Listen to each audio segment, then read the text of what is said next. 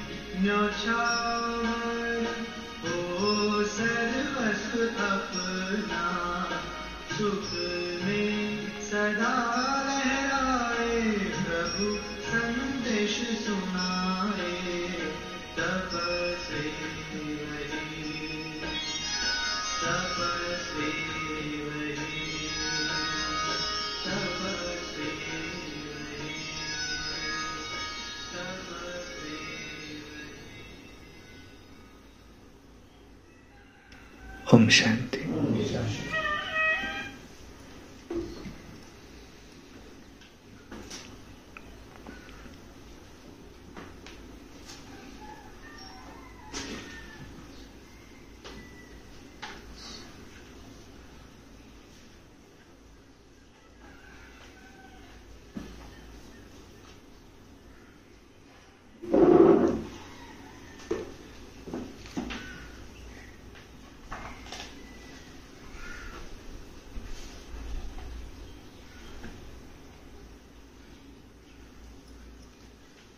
बाबा ने कल कहा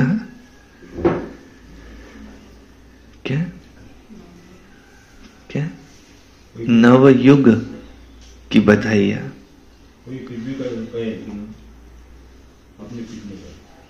बाबा ने कल विशेष कहा सबको शुभ भावना शुभकामना दो, चाहे कोई आपको कुछ भी कहे, लेकिन आपकी शुभ भावना उसको बदल देंगी। ये कल की विशेष पॉइंट थी। सुनते आज की मुरली। वाणी है 16/9/2024 की। सारे मुरली का मीठे बच्चे, ये वंडरफुल सत्संग है जहां तुम्हें जीते जी मरना सिखलाया जाता है। जीते जी मरने वाले ही हंस बनते हैं। बाबा हमको क्या सिखलाते? जीते जी मरो, सारी इच्छाएं अपनी खत्म करो। तुम कौन हो? बेहद के वैरागी। तुमको कोई कुछ भी दे, तुम उनको क्या दो? शुभ भावना शुभकामना। क्योंकि तुम मर चुके हो। तुम्हारी कोई इच्छा अधूरी न रह जाए। अंत के समय तुम्हें एक बाप के सिवाय दूसरा कोई याद ना आए। तुम यहाँ आते ही हो मनुष्य से देवता बनने के लिए, वर्षा लेने के लिए।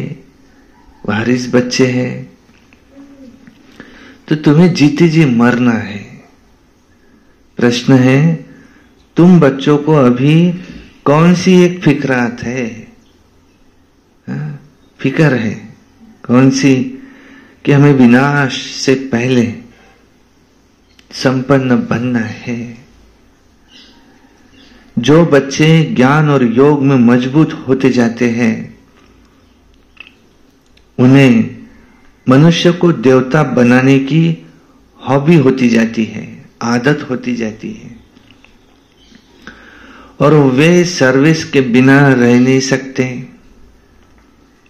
वे जिन्न की तरह भागते रहेंगे, सर्विस सर्विस सर्विस, और सर्विस के साथ साथ स्वयं को भी संपन्न बनाने की उनको चिंता रहेंगी।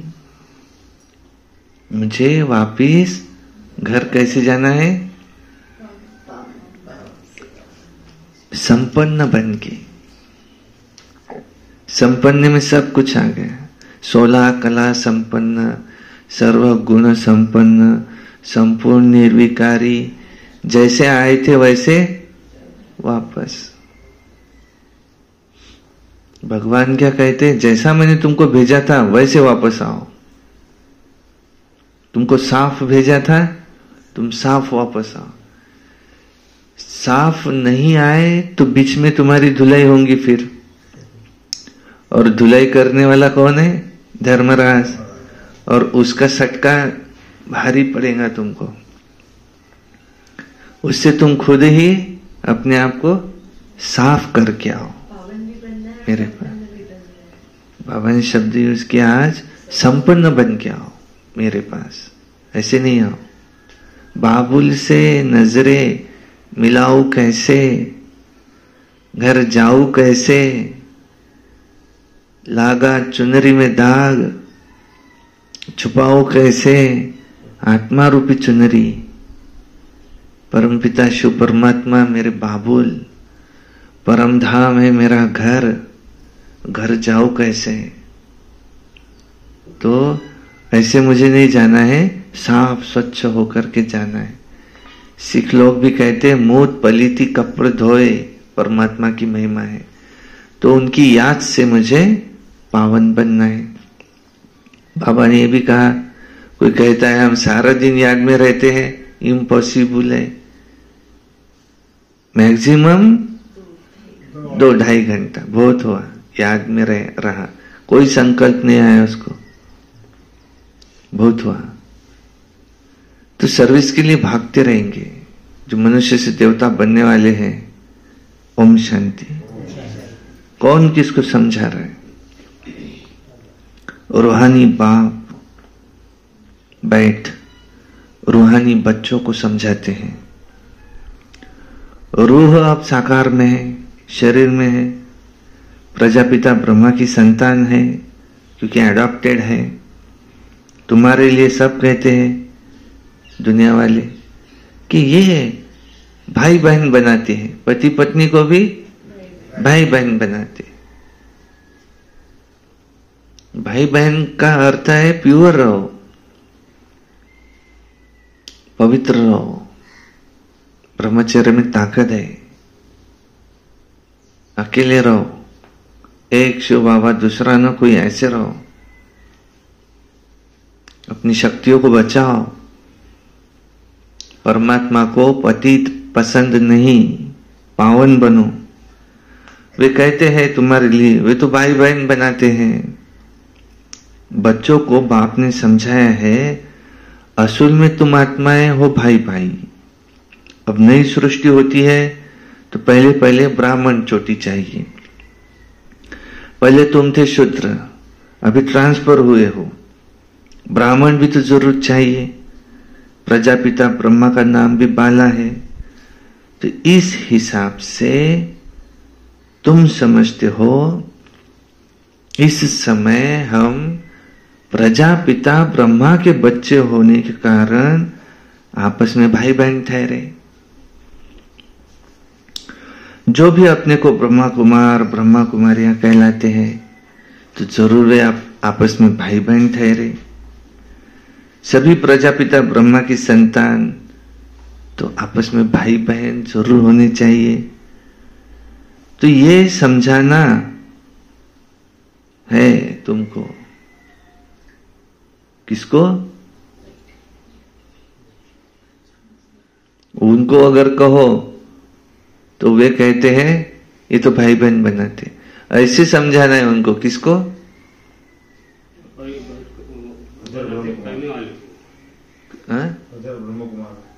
उन बेसमझों को। अरे बेसमझ, समझ बराबर क्या है? उन बेसमझों को ऐसे समझाना है। प्रजापिता ब्रह्मा कि तुम जब एडॉप्टेड बच्चे बने तो तुम भाई बहन हुए, ऐसे समझाना है उन बेसमझों को। कि बेसमझ भी है और ब्लाइंड फेथ भी है, अंधविश्वासी है, जिनकी पूजा करते हैं, फेथ रखते हैं कि ये फलाना है, परंतु जानते कुछ भी नहीं। लक्ष्मी नारायण की पूजा करते हैं, परंतु वे कब आए, वे लक्ष्मी नारायण कैसे बने, फिर वे कहाँ गए, कोई भी नहीं जानते। कोई भी मनुष्य देखो नेहरू आदि को जानते हैं तो उन्हों की हिस्ट्री ज्योग्राफी सब बता सकते हैं, उनको पता है। अगर बायोग्राफी को नहीं जानते तो क्या काम का। तो पूजा करते हैं, परंतु जिनकी पूजा करते हैं उनकी जीवन कहानी को तो नहीं बता सकते, नहीं जानते। मनुष्यों की जीवन कहानी को जानते हैं, परंतु जो बड़े पोस्ट हो गए हैं लक्ष्मी नारायण, उनकी एक की भी जीवन कहानी को वे जानते नहीं। शिव के देखो कितने ढेर पुजारी हैं, पूजा करते हैं और फिर मुख से कह देते हैं वो कहाँ है, पत्थर ठिक्कर भीतर सब में है, कण कण में है। तो क्या ये उनकी जीवन कहानी ठहरी? कहानी अभी कैसी बनाई कि कोई लेडी ऐसी संत थी तो शिवलिंग पर पांव देकर सोई थी। तो कोई भक्त आया, शिवलिंग को पांव लगाया तुमने? तो उसने कहा तुम ऐसा करो, शिवलिंग को तुम मेरे पांव उठाओ और कहीं और रख दो। तो वहां भी शिवलिंग प्रकट हो गया। फिर दूसरे जगह रखा, वहां भी शिवलिंग प्रकट हो गया। फिर इसने उसको शिक्षा दी कि अरे मूर्ख, परमात्मा कहाँ नहीं। फिर उसकी आंखें खुली, अच्छा परमात्मा सब तरफ है। तो ऐसी कहानियां बनाकर भक्ति मार्ग वालों ने पूरा माइंड में फिट करा दिया, परमात्मा कहाँ है? तुझ में है, मुझ में है, कहाँ नहीं है ये बता, सब जगह है। तो वो ऐसी बात है कि जिसको जो अंदर है उसको वो बाहर दिखता है, यह अलग। इसके मन में जो है उसको वो दिखता है। संत मीराबाई, उनके मन में श्री कृष्ण है तो जित देखो तू ही तू, तू ही तू, तू ही तू। तो इसलिए उनको वो दिख रहा है। इसका मतलब सही में वो कण कण में है क्या? अगर वो कण कण में होते तो ये बलात्कार, खून, चोरी चकारी ये क्या परमात्मा कर रहे हैं क्या? नहीं, पापाचार, भ्रष्टाचार, उसको क्या कहते हैं, उसको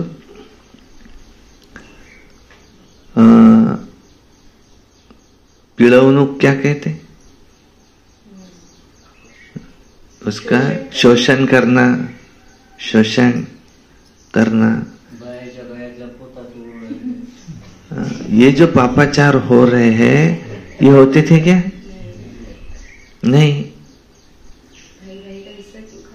भाई भाई का हिस्सा क्यों खाता? ये क्या परमात्मा कर रहा है क्या? नहीं। दो चीजें हैं, रावण है सर्वव्यापी, रावण है सर्वव्यापी। ये 5 विकार पुरुष के, काम क्रोध लोभ मोह अहंकार, 5 विकार स्त्री के, काम क्रोध लोभ मोह अहंकार, ये है सर्वव्यापी। परमात्मा सर्वव्यापी नहीं।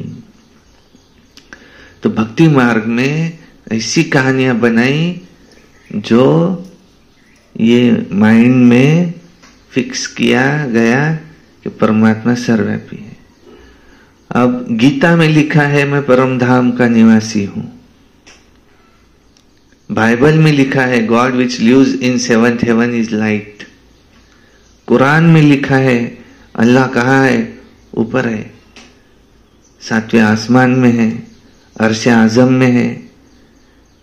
कहते समय कहते वो तो ऊपर वाला ही जाने, ऐसे कहते क्या? वो तो जो तुझ में मुझ में वो जाने, जो कण कण में वो जाने, जो मंदिर मस्जिद में वो जाने, नहीं, ऊपर वाला ही जाने। किसी क्रिकेटर की सेंचुरी हो जाती, कहाँ देखता है? धन्यवाद हे भगवान कहने के बाद नजर कहाँ जाती? भगवान मेरे साथ क्या हुआ? तो वो कहाँ है? ऊपर में। ये गुरु ग्रंथ साहिब, गुरु नानक जी ने कहा एक ओंकार निराकार। उंगली कहाँ दिखाई? ऊपर। साईं बाबा आए, सबका मालिक एक, उंगली कहाँ दिखाई? ऊपर। कहते समय कहते गॉड इज वन, ऊपर। वो वहां है, एक है, ऊपर है। और गीता में ये भी लिखा है कि तुम मुझे जो ये देहधारी देह के रूप में देखते हो साधारण, ये मेरा ओरिजिनल रूप नहीं है। मेरा ओरिजिनल रूप निराकार, ज्योतिर्बिंदु स्वरूप,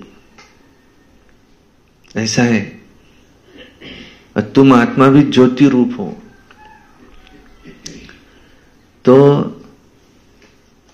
ये कह दिया पत्थर ठिक्कर भित्तर सब में है, कण कण में है। तो क्या ये उनकी जीवन कहानी ठहरी? ये तो कोई अक्ल की बात नहीं हुई। अपने को भी पतित कहते। पतित अक्षर कितना फिट है। पतित माना विकारी। तुम समझा सकते हो कि हम ब्रह्मा कुमारी, ब्रह्मा कुमार, ब्रह्मा कुमारी क्यों कहलाते? क्योंकि हम ब्रह्मा की औलाद है और एडॉप्टेड है। हम कुखवंशावली नहीं है, हम मुखवंशावली है। हम ब्राह्मण ब्राह्मणिया है तो आपस में भाई बहन ठहरे। तो उनकी कभी आपस में क्रिमिनल आई नहीं हो सकती, खराब ख्यालात नहीं आ सकते। खराब ख्यालात मुख्य है ही काम के। तुम कहते हो हम प्रजापिता ब्रह्मा की संतान, आपस में भाई बहन बनते हैं। अब तुम समझते हो कि हम शिव बाबा की संतान है, भाई भाई। ये भी पक्का है। दुनिया को कुछ भी पता नहीं है, ऐसे ही सिर्फ कह देते हैं। हिंदू मुस्लिम सिख ईसाई आपस में भाई भाई। तुम समझा सकते हो सभी आत्माओं का बाप एक है। तुम सब उनको पुकारते हो। तुमने चित्र भी दिखाया है। बड़े बड़े धर्म वाले भी निराकार बाप को मानते हैं। वो है निराकार आत्माओं का बाप। और फिर है साकार में सभी का बाप, वो प्रजापिता ब्रह्मा। और जिनसे फिर तुम रुद्धि को पाते हो, झाड़ बढ़ता जाता है, भिन्न भिन्न धर्मों में आते जाते हैं। आत्मा तो शरीर से न्यारी है। शरीर को देखकर कहते हैं ये अमेरिकन है, ये फलाना है, ये जापानीज है, ये चीनी है, ये रशियन है। ये आत्मा को तो नहीं कहते। आत्मा है तो सब शांति धाम में रहती है, वहां से आती है यहाँ पाठ बजाने। तुम ये कोई भी धर्म वालों को सुनाओ, पुनर्जन्म तो सब लेते हैं और ऊपर से भी नई आत्माएं आती रहती है। तो बाप समझाते हैं तुम भी मनुष्य हो, और मनुष्य को ही तो सृष्टि का आदि मध्य अंत का मालूम होना चाहिए ना, कि जानवरों को मालूम होना चाहिए कि ये सृष्टि का चक्र कैसे घूमता है, इसका रचयिता कौन है, कितना समय इनके फिरने में लगता है। यह भी तो तुम ही जानते हो। ये देवताओं को भी नहीं पता, देवताएं भी नहीं जानते। मनुष्य ही जानकर फिर देवता बनते हैं। मनुष्य को देवता बनाने वाला एक ही है, वो बाप, सबका बाप। कहते समय क्या कहते? ईश्वर अल्लाह तेरो नाम, सबको सन्मति दे भगवान, सबको सन्मति दे भगवान। क्यों? सारा जग तेरी संतान, सारा जग तेरी संतान। तो इससे क्या सिद्ध होता है?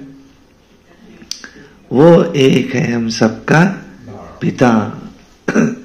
इस धरती पर बसने वाले सब है तेरी गोद के पाले, सब है तेरी गोद के पाले।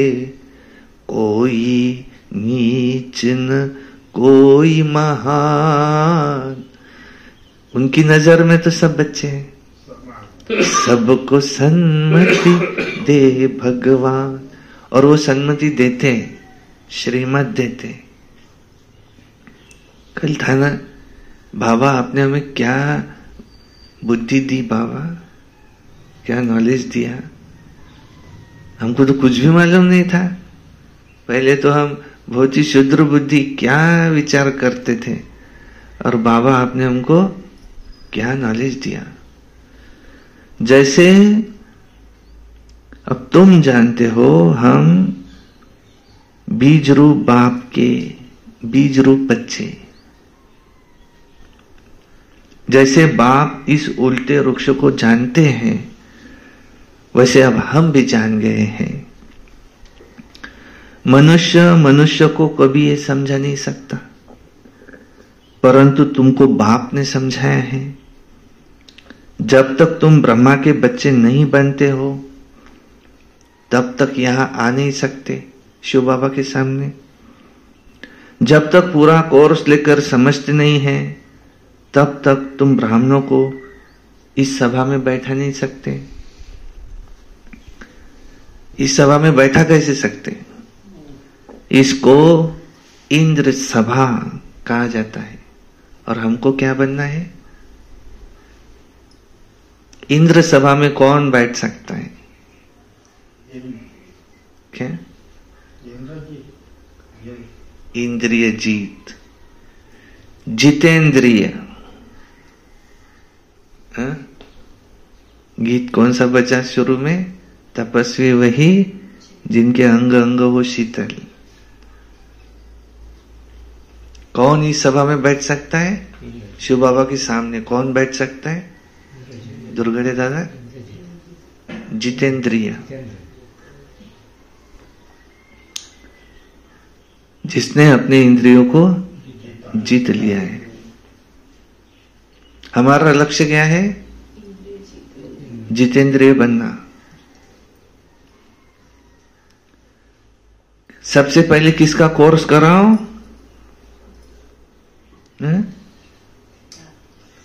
सबसे पहले किसका कोर्स कराओ? अपने मन का। आत्मा सबसे पहले किसका कोर्स कराए? अपने मन का। हे मन, क्योंकि मन ही हमारे विरोध में है ना।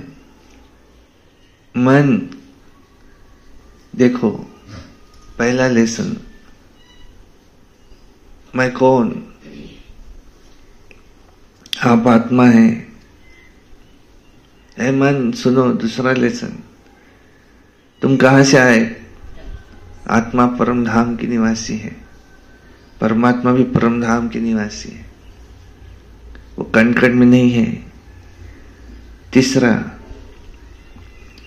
वो सर्व आत्माओं के पिता, परम पिता शिव परमात्मा, निराकार ज्योतिर्बिंदु, सर्व धर्म मान्य, वे भी सर्व आत्मा के पिता, परमधाम निवासी है। फिर अगला, तुम कब आए यहां? तुम्हारी भारत के उत्थान और पतन के 84 जन्म की अद्भुत कहानी।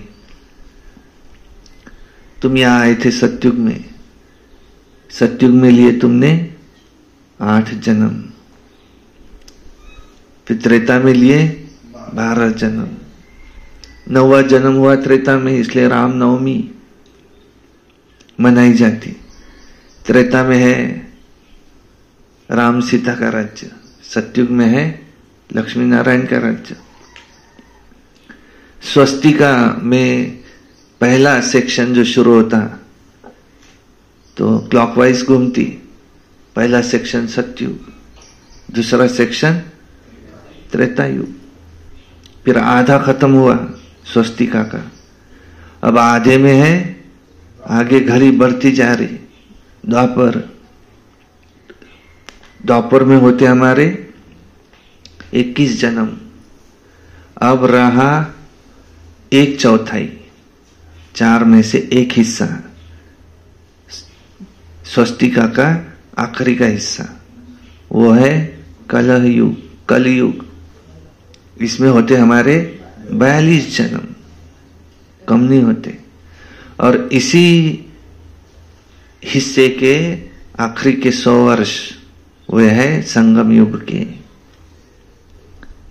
उस अनुसार ये 100 वर्ष शुरू हुए 1936 से लेके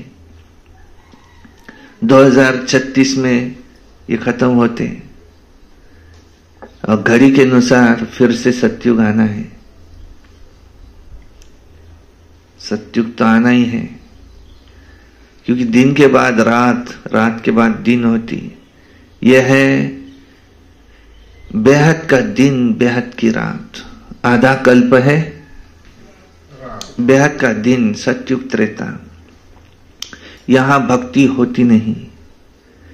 फिर आया द्वापर कलयुग, यह है बेहद की रात, यहां होती भक्ति शुरू। फिर पहले पहले भक्ति शुरू हुई एक शिव की, अव्यभिचारी भक्ति। इसलिए जितने भी पुरातन मंदिर है ये शिव के हैं, 12 ज्योतिर्लिंगम। और फिर द्वापर से आगे कलयुग में ये व्याभिचारी भक्ति। अब भक्ति भी सतो रजो तमो से पास होते होते आज देखो तो भक्ति का रूप बदल गया। तमो प्रधान भक्ति, जिसकी पूजा करते उसी को पानी में डुबो देते, और ऐसा केमिकल युक्त पानी खुद ही पीते। ये क्या है? बुद्धि भ्रष्ट, धर्म भ्रष्ट, कर्म भ्रष्ट बन जाते। धर्म सिखाता है अच्छे मार्ग पर चलना, अच्छे रास्ते पर चलना, मनुष्य की सेवा करना, देवता बनना, देना, धर्म सिखाता है। लेकिन धर्म में ताकत नहीं रहती। कहते रिलीजन इज माइट, लेकिन धर्म में ताकत नहीं रहती। जब सारी भक्ति सिर्फ शरीर की एक्टिविटी पर आकर के रुक जाती, ऐसे समय पर गीता में दिए हुए वचनों अनुसार परम पिता शिव परमात्मा आते, अनेक अधर्म का विनाश, एक सत्य धर्म की स्थापना। जब किसी धर्म में ताकत नहीं रहती, जहां हिंसा, मार काट, दूसरे धर्मों में भी देखा जाए तो हिंसा, पशुओं की हत्या, उसका उत्सव मनाओ।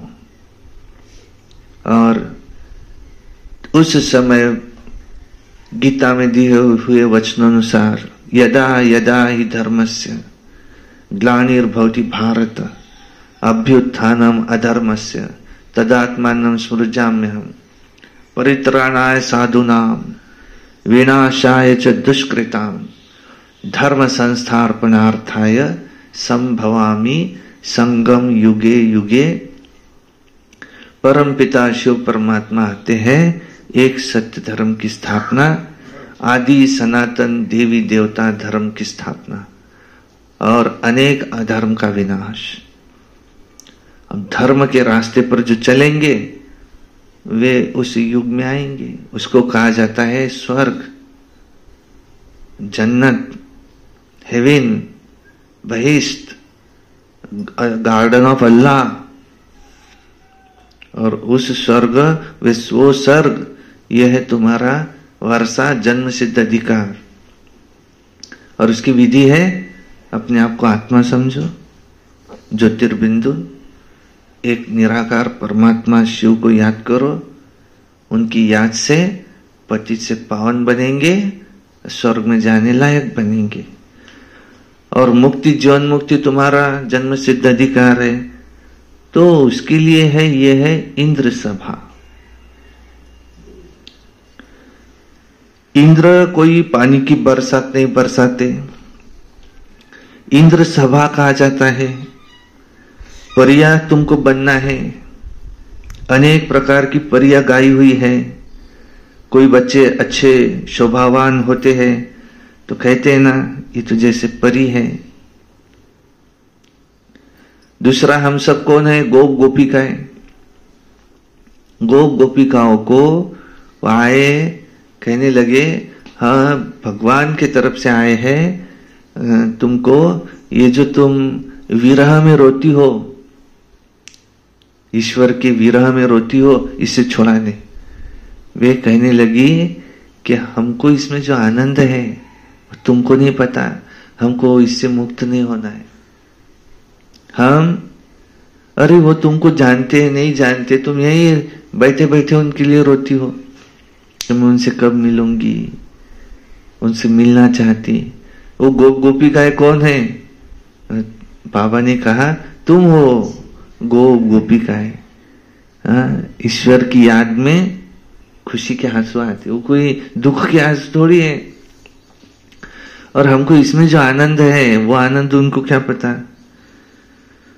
तो तुम परिया बनते हो, पाउडर आदि लगाकर वो सुंदर बन जाते कलयुग में। सतयुग में तुम बनते हो परिया, परिजाते। अभी तुम ज्ञान सागर में ज्ञान स्नान करने से परिया अर्थात देवी देवताएं बन जाते हो। अब तुम जानते हो हम क्या से क्या बन रहे हैं। जो सदा प्योर बाप है, सदा खूबसूरत है, वो मुसाफिर तुमको ऐसा बनाने के लिए सावरे तन में प्रवेश करते हैं। अब तुमको गोरा कौन बनाए? तो बाबा कोई बनाना पड़े, सृष्टि का चक्र तो फिरना ही है। अब तुमको गोरा बनना है। पढ़ाने वाला वो ज्ञान सागर बाप है, वो ज्ञान का सागर, प्रेम का सागर है। उस बाप की जो महिमा गाई जाती है वो कोई लौकिक बाप की महिमा थोड़ी हो सकती है, ये सारी बैत के बाप की महिमा है। उनको ही सब पुकारते हैं कि हमको भी ऐसे महिमा वाला बनाओ, आकर के बनाओ।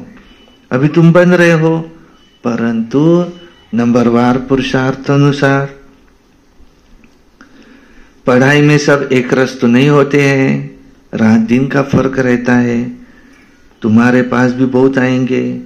पहले तो ब्राह्मण जरूर बनना है, फिर कोई अच्छी रीति पढ़ते हैं, कोई कम पढ़ते हैं, जो पढ़ाई में सबसे अच्छा होगा तो जरूर दूसरों को भी पढ़ा सकेगा। तुम समझ सकते हो, इतने कॉलेज निकलते रहते, बाबा भी कहते हैं कि कॉलेज ऐसा बनाओ जो कोई भी समझ सके कि इस कॉलेज में रचता और रचना के आदि मध्य अंत की नॉलेज मिलती है। भारत में आते हैं तो भारत में ही कॉलेज खोलते रहते हैं, माने सेंटर सब क्या है? कॉलेज। ऐसी कॉलेज बनाओ जो कोई भी आकर के झट समझ जाए कि यहाँ रचता और रचना के आदि मध्य अंत की नॉलेज मिलती है। ये भी लिख के रखना, लिख के रखना। यहां रचता और रचना के आदि मध्य अंत की नॉलेज मिलती है।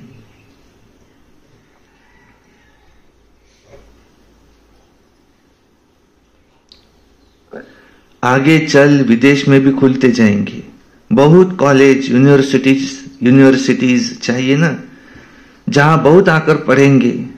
फिर जब पढ़ाई पूरी होंगी तो देवी देवता धर्म में ट्रांसफर हो जाएंगे, अर्थात मनुष्य से देवता बन जाएंगे। तुम मनुष्य से देवता बनते हो ना। गायन भी है, मनुष्य से देवता किए करत न लागी वार। यह है मनुष्यों की दुनिया, वो है देवी देवताओं की दुनिया। देवताओं और मनुष्यों में रात दिन का फर्क है। दिन में है देवताएं, रात में है मनुष्य। सब भक्त ही भक्त है, सब पुजारी है। अभी तुम पुजारी से पूज्य बनते हो। सतयुग में ये शास्त्र भक्ति आदि का नाम निशान नहीं होता। वहां तो सब चैतन्य में देवताएं हैं।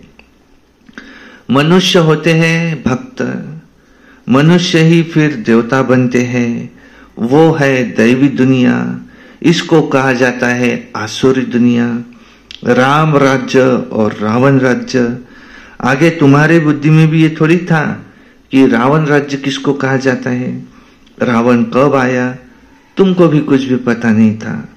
कहते हैं लंका समुद्र में डूब गई, ऐसे ही फिर द्वारिका के लिए भी कहते हैं। अभी तुम जानते हो कि ये सारी दुनिया जैसे कि एक लंका है, क्योंकि आजू बाजू में सारा समंदर है और अब ये सारी लंका ही डूबने की है। सारी दुनिया जैसे कि बेहद की लंका है, ये सब डूब जाएंगी, पानी आ जाएगा। बाकी स्वर्ग कोई डूबता थोड़ी है। कितना वहां अथाह धन था। बाप ने समझाया है, देखो द्वापर युग में भी जो सोमनाथ का मंदिर बनाया तो मुसलमानों ने कितना लूटा। अभी देखो कुछ भी नहीं रहा है। भारत में कितना अथाह धन था। भारत को स्वर्ग कहा जाता था, अभी स्वर्ग कहेंगे? अभी तो नरक है। अब स्वर्ग बनेगा। स्वर्ग कौन, नरक कौन बनाते, यह भी अभी तुम जानते हो। नरक कौन बनाता है? रावण। रावण राज्य कितना समय चलता, वो भी तुम बता सकते हो। रावण राज्य में कितने अथाह धर्म हो जाते हैं और राम राज्य में तो सिर्फ सूर्यवंशी चंद्रवंशी रहते। अभी तुम पढ़ रहे हो, ये पढ़ाई है और कोई की भी बुद्धि में नहीं है। वो तो है रावण राज्य में। राम राज्य सतयुग में होगा। बाप कहते हैं हम तुमको लायक बनाते हैं, फिर तुम न लायक बन जाते हो। न लायक क्यों कहते? पतित। पतित को न लायक कहा जाता है। देवताओं के लायकी की तो महिमा है और अपनी न लायकी की महिमा गाते हैं। बाप समझाते, तुम जब पूज्य थे, नई दुनिया थी, बहुत थोड़े मनुष्य थे, सारे विश्व में तुम ही मालिक थे। अभी तुमको खुशी बहुत होनी चाहिए। भाई बहन तो बनते ही हो ना। वो कहते हैं ये घर फिटाते हैं, और वही फिर आकर जब शिक्षा लेते हैं तो यहां आने से समझते हैं कि नॉलेज तो बहुत अच्छी है, अर्थ समझते हैं। क्योंकि भाई बहन बनने बिगर पवित्रता कहां से आए? सारा मदार ही फिर पवित्रता पर है। बाप आते हैं मगध देश में, जो कि बहुत गिरा हुआ देश है, बहुत पतित है, खान पान भी जहां का गंदा है। बाप कहते हैं मैं बहुत जन्मों के अंत के जन्म वाले शरीर में प्रवेश करता हूं। ये ब्रह्मा बाबा यही फिर 84 जन्म लेते हैं और लास्ट सो फिर फर्स्ट यही बनते और फर्स्ट सो फिर लास्ट भी यही बनते। अब मिसाल तो एक का बताएंगे ना, तुम्हारी फिर डिनाइस्टी थी, तुम्हारी डिनाइस्टी बनने वाली है। जितना अच्छी रीति समझेंगे तो फिर तुम पास होते जाएंगे, बहुत पास भी आएंगे। अभी ये बहुत छोटा झाड़ है, इसको तूफान भी बहुत लगते हैं। सतयुग में तूफानों की कोई बात नहीं, ऊपर से नई नई आत्माएं आती रहती है। यहाँ तूफान लगने से गिर पड़ते हैं और वहां तो माया का तूफान होता ही नहीं। यहाँ तो बैठे बैठे मर जाते हैं और फिर तुम्हारी माया के साथ है युद्ध, तो वो तुमको हैरान जरूर करती है। सतयुग में ये होता नहीं। दूसरे कोई धर्म की ऐसी कोई बात नहीं। रावण राज्य और राम राज्य ये और कोई समझते नहीं। भल सत्संग में जाते हैं वहां, परंतु जीने मरने जीने की बात नहीं होती। यहाँ तो तुमको मरना है, ये तुम्हारा जीते जी मरना है, ये तुम्हारा मर जीवा जन्म है। यहाँ बच्चे एडॉप्ट होते हैं, कहते हैं हम शिव बाबा के बच्चे हैं, हम उनसे वर्षा लेते हैं और लेते लेते फिर गिर पड़ते हैं तो वर्षा खलास हो जाता है। हंस से बदलकर फिर बगुला बन जाते हैं। फिर भी बाप तो रहम दिल है, समझाते रहते हैं। और कोई फिर चढ़ जाते हैं, जो थमे स्थिर रहते हैं उनको कहेंगे महावीर। वे हनुमान, तुम हो महावीर महावीरनी, परंतु नंबरवार तो है ही। सबसे पहलवान महावीर को कहा जाता है और वे है ये आदिदेव ब्रह्मा बाबा, ये है महावीर। आदिदेव को महावीर कहते हैं ना, जिससे ही ये महावीर भी पैदा होते हैं, ये जो विश्व पर राज्य करते हैं। नंबरवार पुरुषार्थ अनुसार रावण पर विजय पाने के लिए ही तुम पुरुषार्थ कर रहे हो। कौन सा पुरुषार्थ कर रहे हो? कौन सा पुरुषार्थ कर रहे ताइडे दादा? नंबरवार पुरुषार्थ अनुसार रावण पर जीत पाने का ही तुम पुरुषार्थ कर रहे हो।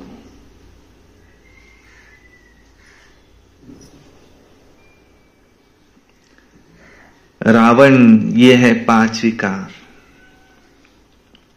ये तो सब समझ की बात है। अभी तुम्हारी बुद्धि का ताला बाप खोलते हैं, अब माया फिर एकदम ताला बंद कर देती है। यहां भी ऐसे ही है, जिनका ताला खुलता है तो वे जाकर सर्विस करते हैं। बाप कहते हैं जाओ जाकर के सर्विस करो, गटर में जो पड़े हैं उनको निकालो। ऐसे नहीं कि तुम भी गटर में जाकर के गिरो, तुम बाहर निकल औरों को भी निकालो। ये विषय वैतरणी नदी ये अपरंपार दुख वाली है। अभी अपरंपार सुखों में चलना है, तो जो अपरंपार सुख देते हैं उनकी महिमा गाई जाती है। ये रावण जो दुख देते हैं उनकी क्या महिमा होंगी। रावण को कहा जाता है असुर। बाप कहते हैं तुम रावण राज्य में थे, अभी अपार सुख में जाने के लिए तुम यहां आए हो। तुमको कितने अपार सुख मिलते हैं, खुशी कितनी रहनी चाहिए, परंतु खबरदार भी रहना चाहिए। पोजीशन तो नंबरवार होती है। उस दिन बाबा ने क्या कहा?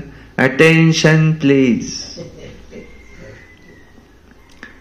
अलग अलग तरह से बाबा समझाते। तुम मिलिट्री में हो, वहां नहीं, उन्होंने यहाँ की कॉपी की। वो अटेंशन प्लीज कहते तो साइलेंस हो जाते। तुमको भी कहते हैं तुम भी साइलेंस में चले जाओ।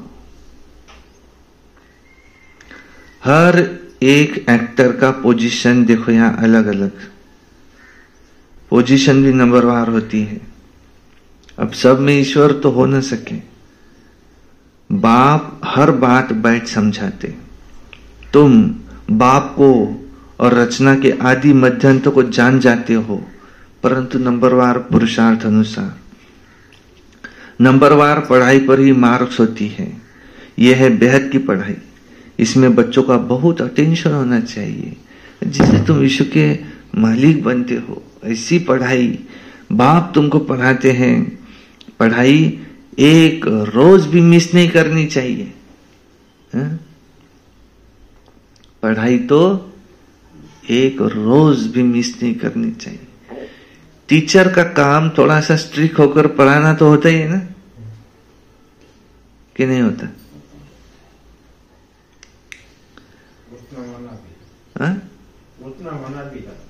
थोड़ा तो स्ट्रिक्ट होना चाहिए। टीचर किसको कहेंगे? थोड़ा तो स्ट्रिक्ट होके वो कहेंगे कल कहां गए थे।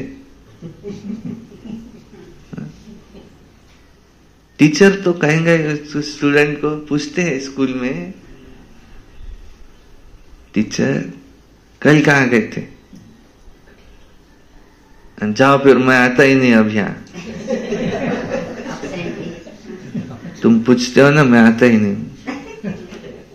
तो एक शेर है ऐसा कि टीचर कहता है उसको पत्थर को मैं काटता गया, उस पे हैमरिंग करता गया और मैं उसको तराशता गया कि इससे अच्छी मूर्ति निकले, परंतु हर बार वो टूटता गया।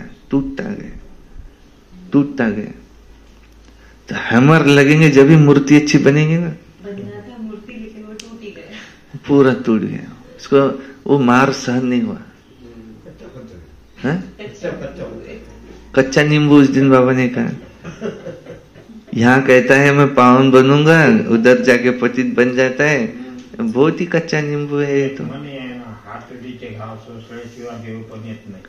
हाथळेचे घाव सोसल्याशिवाय देवपन येत नहीं। बड़ा अगर बनना है तो बड़ा कैसे, अरे बड़े तू बड़ा कैसे बना? होटल में जाते पूछते, बड़ा बोलने लगा कि पहले मैं बोया गया जमीन में, फिर निकलने के बाद मैंने धूप सहन की, मैंने पानी सहन किया, फिर मुझे काटा गया, पीसा गया, कई चीजें मुझे मिलाई गई और फिर मुझे तला गया तेल में। जब मैं बड़ा बना, जब मैं इतना अच्छा टेस्टी बना। तो हमको भी अगर बड़ा बनना है तो हाथोड्याचे घाव सोसल्याशिवाय देव पण येत नाही। आणि त्यांना थोडं विचारलं, तुम्ही काल का नाही आले? जाय मग मी येतच नाही आता। तो क्या कहेंगे? ये भगवान पढ़ाई पढ़ाते हैं। तो पढ़ाई एक रोज भी मिस नहीं करनी चाहिए। एक रोज हम स्टूडेंट हैं, गॉड फादर हमको पढ़ाते हैं। वो नशा बच्चों को चढ़ा रहना चाहिए। भगवान हमें पढ़ाते हैं। भगवानों आज है, सिर्फ उन्हों के बदल, उन्हों का नाम बदलकर श्री कृष्ण का नाम डाल दिया है। भूल से श्री कृष्ण भगवानुवाच समझ लिया है, क्योंकि श्री कृष्ण हुआ नेक्स्ट टू गॉड। स्वर्ग जो स्थापन करते हैं उसमें नंबर 1 है श्री कृष्ण। परमपिता शिव परमात्मा निराकार ज्योतिर्बिंदु शिवलिंग, उनका यादगार, परम धाम निवासी श्री कृष्ण, ये सर्वश्रेष्ठ देवता, देवताओं में देवता, सर्वगुण संपन्न मर्यादा पुरुषोत्तम, और ये स्वर्ग के फर्स्ट प्रिंस है। और परम पिता शिव परमात्मा कभी भी ये असोचता, अभोक्ता, अकर्ता, ये कभी सुख भोगते नहीं, वे सुख के सागर है। और स्वर्ग के पहले प्रिंस श्री कृष्ण बनते हैं। तो ये दोनों की महिमा अलग अलग है। ये ज्ञान अभी तुमको मिला है, नंबरवार पुरुषार्थ अनुसार अपना कल्याण करते हो, दूसरों का भी कल्याण करते हो, तो उनको सर्विस बिगर कभी सुख नहीं आएगा। तुम बच्चे योग और ज्ञान में मजबूत होते जाएंगे तो काम ऐसे करेंगे जैसे जिन्न मुआफिक। मनुष्य को देवता बनाने की हॉबी, आदत लग जाएंगी। मौत के पहले तुमको पास होना है तो सर्विस बहुत करनी है। पीछे तो लड़ाई लगेंगी, नेचुरल कैलेमिटीज आएंगी, तो सर्विस क्या कर सकेंगे? समझा? अच्छा, मीठे मीठे सिकिलधे बच्चों प्रति माता पिता बाप दादा का याद प्यार और गुड मॉर्निंग। रूहानी बाप की रूहानी बच्चों को नमस्ते, और हम रूहानी बच्चों की रूहानी बाप दादा को याद प्यार, गुड मॉर्निंग और नमस्ते। सदा रहो हंसते, धीरे बोलो, मीठा बोलो, सत्य बोलो और सोच समझ कर ही बोलो। वाह बाबा, वाह वाह ड्रामा, वाह वाह मेरा भाग्य, वाह वाह ब्राह्मण परिवार, वाह मैं बाबा का, बाबा मेरा। योगी बनो, पवित्र बनो। रोज अमृत वेला, रोज प्रातः मुरली, सारा दिन याद में रहे, निमित्त बन सर्विस। सायंकाली 6:30 से 7:30 योग। कल संतुष्ट मणि पर था, और रात्रि सोने से पहले याद का चार्ट, और रोज एक अव्यक्तवाणी, रोज एक क्लास सुनना, कभी क्रोध नहीं करना, सदा प्रसन्न चित्त रहना। कितनी भी बड़ी बात आए लेकिन बाप से बड़ी नहीं, सदा प्रसन्न चित्त रहना, दुआएं देना, दुआएं लेना, ये वर्ष मुक्ति वर्ष मनाना। और बाबा ये गांव जो पवित्र गांव है, धार्मिक गांव, इस गांव में जो ये मांस छी दुकानें लगी है, सारी मुख्य द्वार से तो हट जाएंगी। और सरस्वती भवन भी बन जाएगा, और बाबा का कमरा तो बन चुका है, हॉल भी बन जाएगा। अच्छा, ओम शांति शांति शांति। लेकिन बन जाएगा करके हमें हाथ पे हाथ रख के तो बैठ नहीं जाना है। कौन बनाएगा? हमको ही बनाना है निमित्त। तुम हिम्मत का कदम तो रखो, तो मदद के 1000 कदम बाबा के। अच्छा, धारणा के लिए मुख्य सार नंबर 1, लास्ट सो फास्ट जाने के लिए महावीर बन पुरुषार्थ करना है। इसे ब्रह्मा बाबा, माया के तूफानों में हिलना नहीं है। बाप समान रहमदिल बन मनुष्यों के बुद्धि का ताला खोलने की सेवा करनी है। वो मनुष्य से देवता बनने वाले तो जिनके मुआफिक है, भागते रहेंगे सर्विस के लिए। 2 नंबर है, ज्ञान सागर में रोज ज्ञान स्नान कर परिज्यादा बनना है। एक दिन भी मुरली पढ़ाई मिस नहीं करनी है। भगवान के हम स्टूडेंट हैं, तो इस नशे में रहना है। वरदान, गंभीरता के गुण द्वारा फुल मार्क्स जमा करने वाले गंभीरता की देवी और तथा देवता भव। आज बाबा ने कौन सा गुण धारण करने का वरदान दिया? गंभीर बनो। वर्तमान समय गंभीरता के गुण की बहुत बहुत आवश्यकता है, क्योंकि बोलने की बहुत आदत हो गई है। जो आता है बोल देते हैं। किसी ने कोई अच्छा काम किया और बोल दिया तो आधा खत्म हो जाता है। मैंने ऐसा किया, मैंने वैसा किया, आधा खत्म हो जाता है। हाँ? कहते समय क्या कहते? एवढा आमच्यापाशी पैसा आहे, पण कधी आम्ही सांगत नाही कोणाला.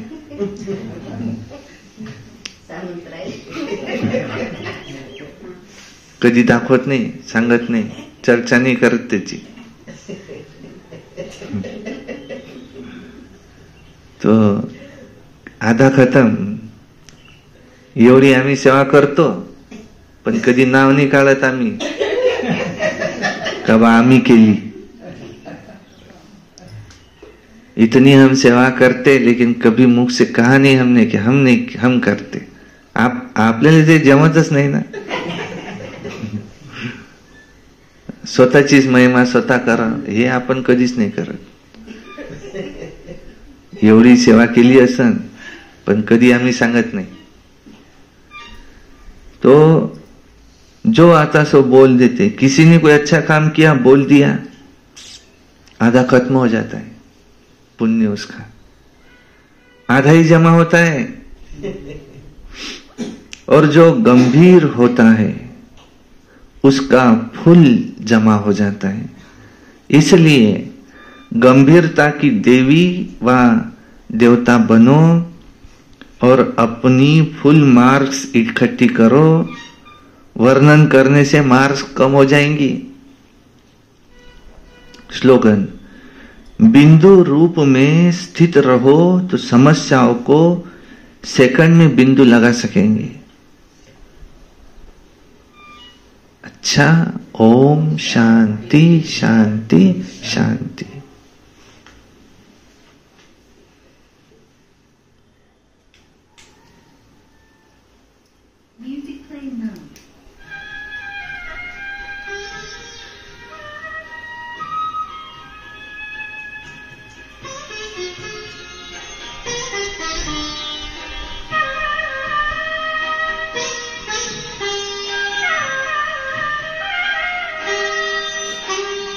लगी लगन बस एक यही, लगी लगन बस एक यही, लगी लगन बस एक यही, लगी लगन बस एक यही, लगी लगन